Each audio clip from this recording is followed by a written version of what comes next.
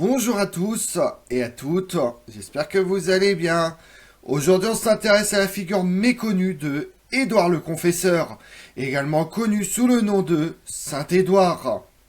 Et régnant en tant que roi d'Angleterre de 1042 à 1066, date qui doit vous évoquer quelque chose. Oui, vous avez deviné l'invasion de Guillaume le Conquérant et la bataille d'Hastings bien sûr. Édouard le Confesseur était dépendant de la puissante famille Godwin pour maintenir la cohésion de son royaume, mais ses réalisations comprennent un règne relativement paisible dans un siècle pourtant très turbulent pour l'Angleterre et la fondation de l'abbaye de Westminster.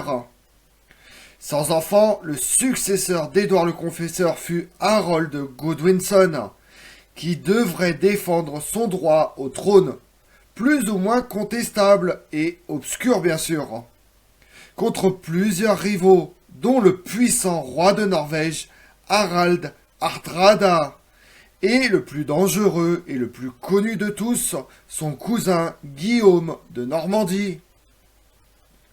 Considéré par de nombreux souverains ultérieurs comme le fondateur spirituel de la monarchie anglaise, Édouard le Confesseur fut élevé au rang de saint au XIIe siècle, et sa couronne, ou des parties de celle-ci ayant survécu, sont toujours utilisées lors de la cérémonie de couronnement britannique. Vous voulez en savoir plus sur Édouard le Confesseur? Venez avec moi.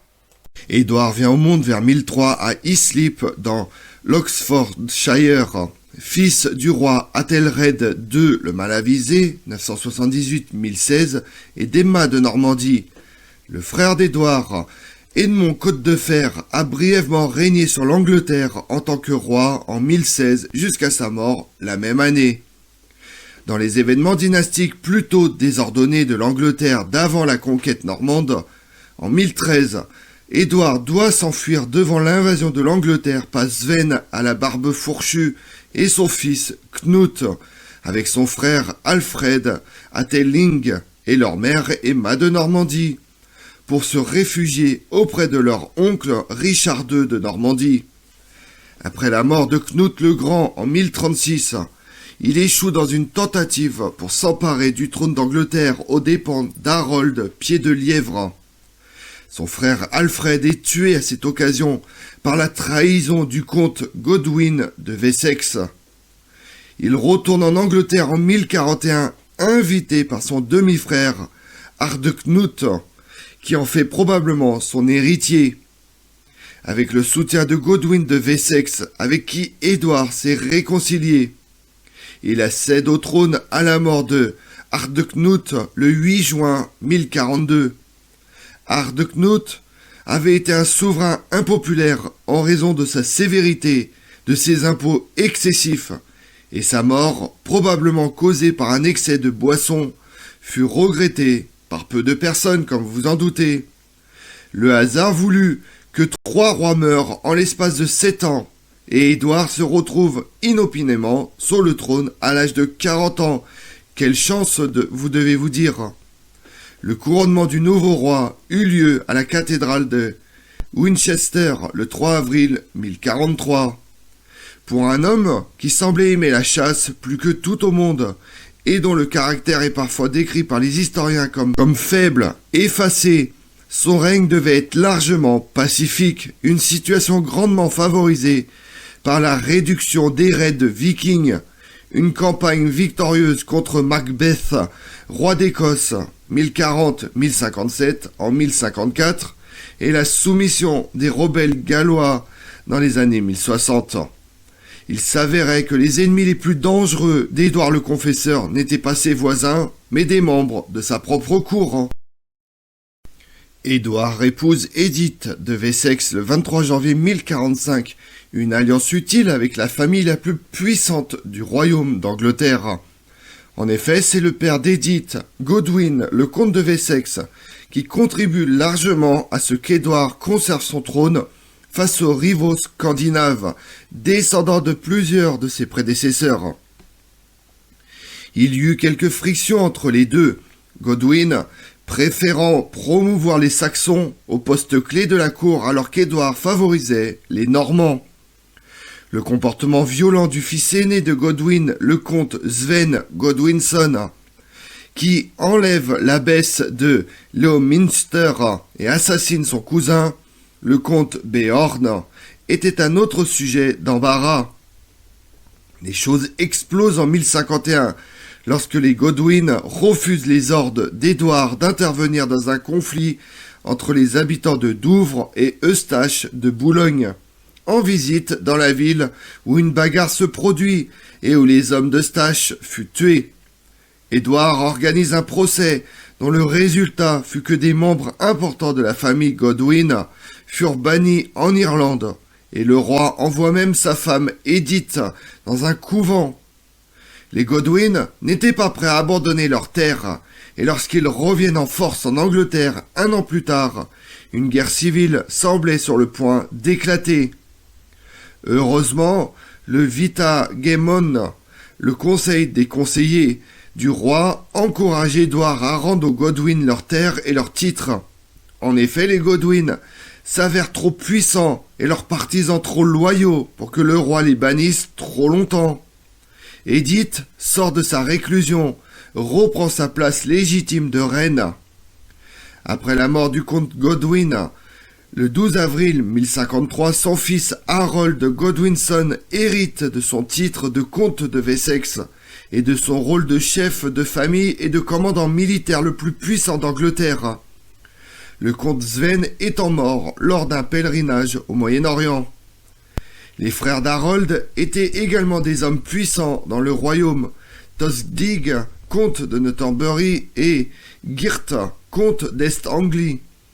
Afin de ne pas être complètement dominé par les Godwin et de s'assurer que ces comtes aient une répartition plus équilibrée des terres, le roi Édouard insiste pour qu'Harold abandonne l'Est-Anglie.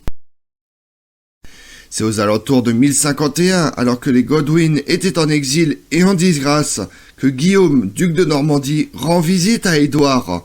Celui qui sera plus tard connu sous le nom de Guillaume le Conquérant, affirmera que le roi anglais lui avait promis le trône en remerciement de l'hospitalité qu'il avait reçue en Normandie pendant son exil. Les deux hommes avaient un lien de parenté lointain. Le comte Richard Ier de Normandie, 932-966, était à la fois le grand-père d'Édouard et l'arrière-grand-père de Guillaume. De plus, la faveur accordée à Guillaume peut avoir été une stratégie délibérée pour contrebalancer l'énorme pouvoir des Godwin. Un autre élément de la revendication de Guillaume, selon les chroniqueurs normands, était que Harold Godwinson avait visité la Normandie en mars 1064, où il avait été capturé par le comte Guy de Ponthieu, puis remis à Guillaume.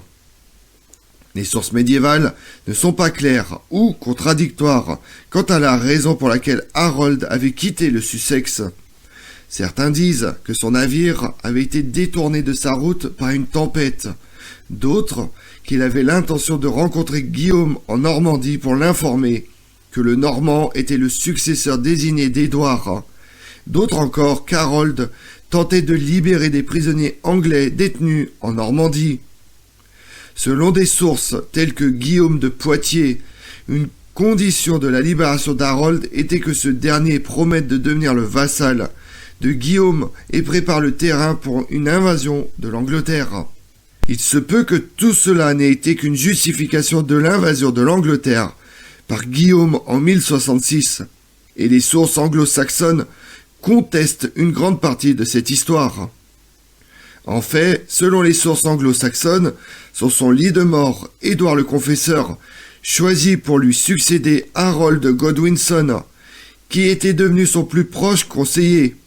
Harold se révèle un chef utile pour le roi, bâtissant sa réputation sur des conquêtes militaires réussies, comme l'attaque de Grinfield ad Lewewind, roi du pays de Galles, en 1063-1064, après laquelle il fut nommé Dux Anglorum.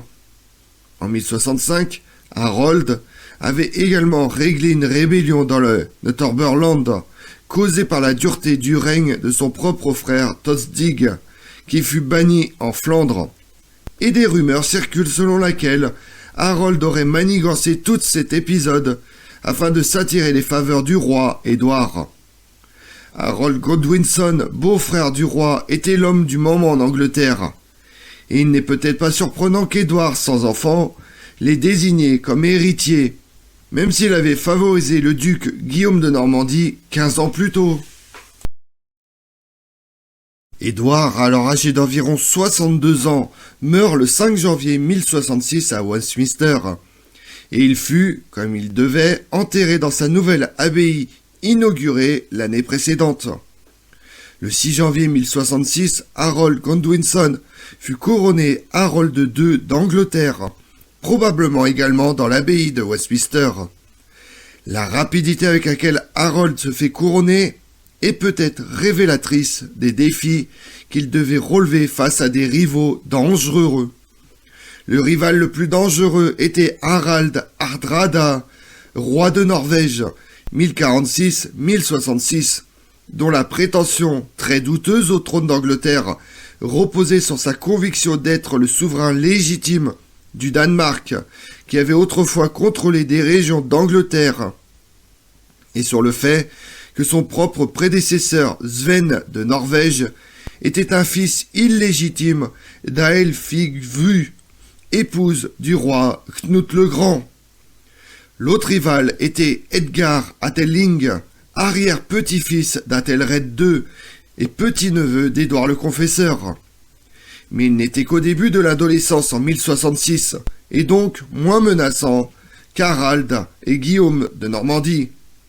D'autant plus que les nobles d'Angleterre craignaient des attaques de l'étranger et avaient désormais besoin d'un chef aux prouesses militaires affirmées.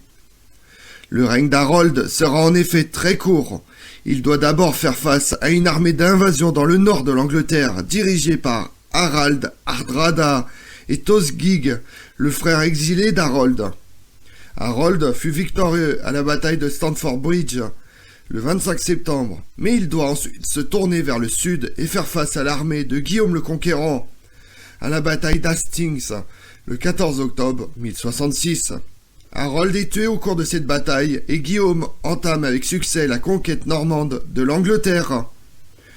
Le duc de Normandie fut couronné Guillaume Ier le jour de Noël 1066 à l'abbaye de Westminster et régnera jusqu'en 1087. Le règne d'Édouard le Confesseur, bien que peu mouvementé, entraîne des conséquences importantes sur l'histoire de l'Angleterre, comme vous vous en doutez. Le Domesday Book, le registre de tous les propriétaires fonciers, biens, locataires et serfs de l'Angleterre médiévale, fut compilé en 1086-1087, mais il fait état de la situation de la propriété à la fin du règne d'Édouard le Confesseur en janvier 1066. Édouard apparaît plusieurs fois dans cet autre grand document normand.